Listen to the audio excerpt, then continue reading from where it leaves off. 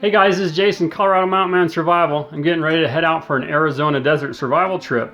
And I want to talk to you about the Shemagh and two different ways that you can use this to cover your face and your head to keep you safe from the sun and the sand. Stick with me and I'll show you how to tie this guy.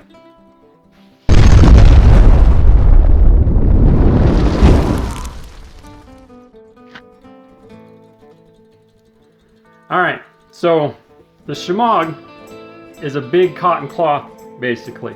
It is the only piece of cotton that's typically in my kit, and I take it with me everywhere I go because it has so many uses.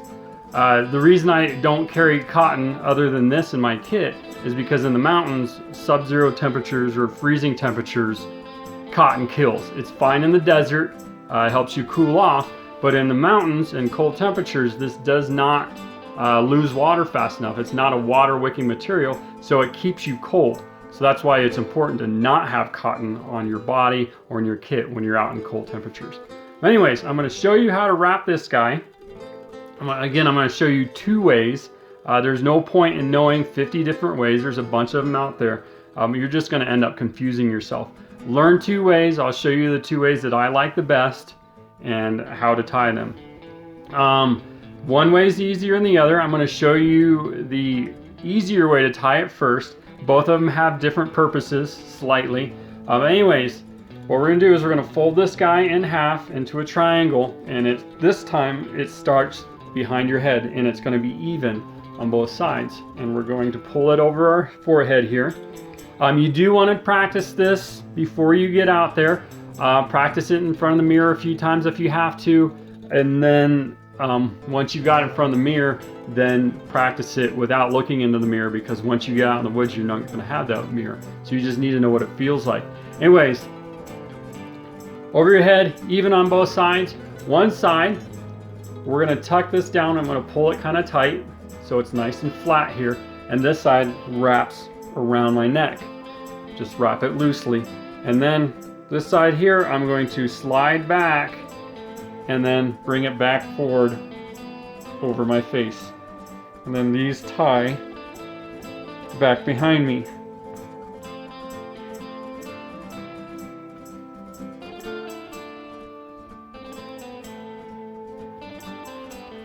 And then you can adjust it accordingly. The reason I like this one, it kind of gives you a visor over your head, covers your mouth and your nose, and protects your ears. But you can pull this down a little bit, and it just acts for a shade for your face. It's more of a loose wrap. Careful not to tie this knot in a double knot too tight. It can be difficult to untie it. The next way is a little bit more difficult to tie until you've done it a few times. But we're going to start behind our head and offset it so this side, one side is shorter than the other. This comes around, goes over our face, and then I'm going to pull this out. This comes straight out. I'll just show you here. It's easier for me to do this while I'm not talking.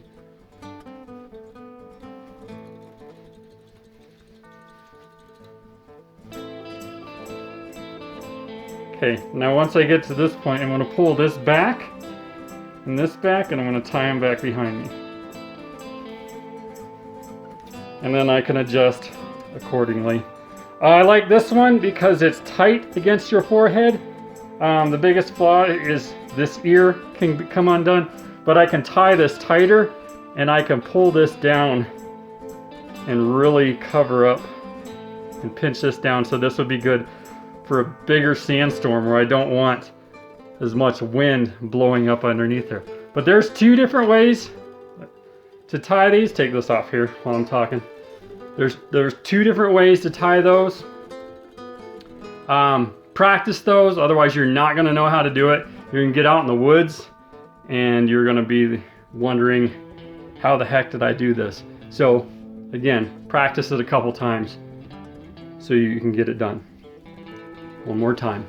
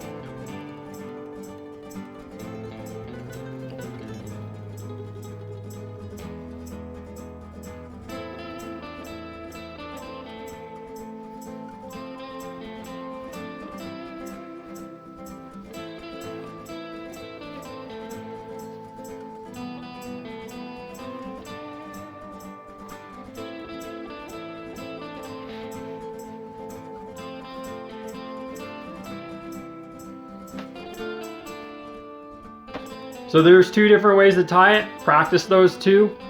Hopefully you learned something. Thanks for watching. Don't forget to like and subscribe. I'll see you again next time.